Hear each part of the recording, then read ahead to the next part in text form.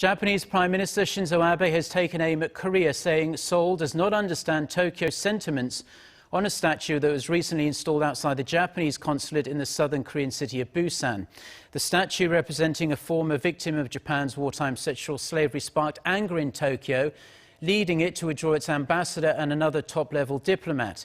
It's also been over 2 months now and counting, but there's still no news of their return. To delve deeper into where this rocky relationship is headed, Soo-young filed this report from Tokyo.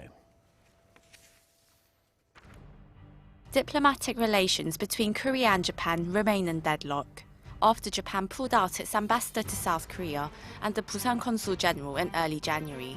The temporary withdrawal was ordered by Tokyo after civic activists erected a statue outside the Japanese consulate in Busan, Korea's second largest city. 在釜山の日本総領事館前の少女像の設立は極めて遺憾であり 정부는 일본 정부가 주 부산 일본 총영사관 앞 소녀상과 관련하여 오늘 가기에서 결정한 조치에 대해 매우 유감스럽게 생각한다. Tokyo claims that the statue, a girl that represents the victims of Japan's wartime sex slavery program, violates the landmark agreement it reached with Seoul in December 2015, with which the two governments promised the so-called comfort women issue would be finally and irreversibly resolved. Korea is also crying foul. Japanese politicians continue to make provocative remarks. And last week, Japanese high school textbooks were found to have omitted historical facts about the issue, in addition to marking the Korean islets of Dokdo as their own. This has further incensed civic groups, which believe the agreement failed to reflect the wishes of the victims themselves. It's been almost 3 months since the Japanese envoys were recalled. Will Korea and Japan break out of this predicament and get their relationship back on track? Without an ambassador to consult at the Japanese embassy, I headed to Tokyo to get some answers. The first call I made was to the Japanese Foreign Ministry. I wanted to inquire about when the Japanese ambassador to South Korea will be returning to his position. So please ask a call to Korean embassy, please. But it's a very simple question. Can't I just get an answer? May I call you back? Thank you very much. I've contacted Japan's foreign ministry several times, but it refused to give me an interview or a date when the Japanese ambassador and the consulate will return to Korea. It simply said it's in the process of reviewing the decision. Next, I turned to some experts for their views. Japan is very concerned. It's unsure of what to do right now before Korea appoints a new president. It seems there's nothing it can do, because any negotiation that's undertaken now may be of no use at all with the incoming administration. We are probably not wanting any kind of revision, while we are afraid that Korean domestic political situation is going somewhere the other way.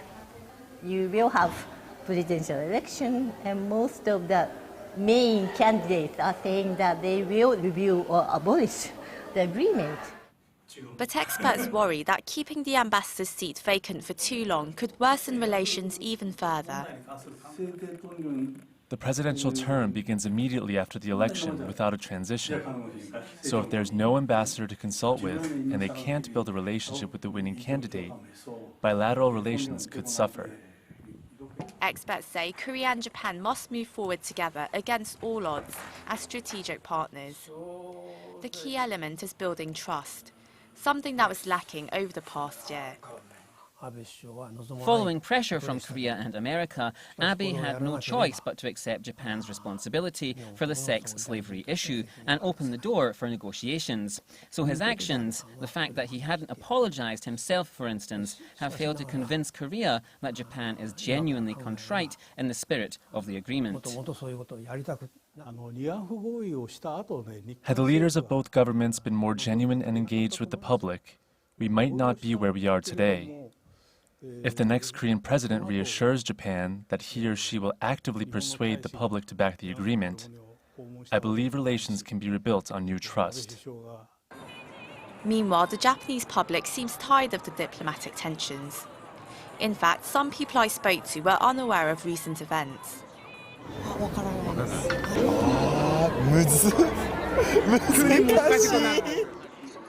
While those aware of contentious issues may hold differences in opinion, they believe solutions lie above politicizing of relations. I am against the installation of the statue, so I think we need to find solutions through deeper diplomatic talks. We are neighbors, so it's vital we get along. For the younger generation, they get along well. It's just the politics that cause problems. I wasn't taught about Japan's wartime sex slavery at school. I don't think that's right.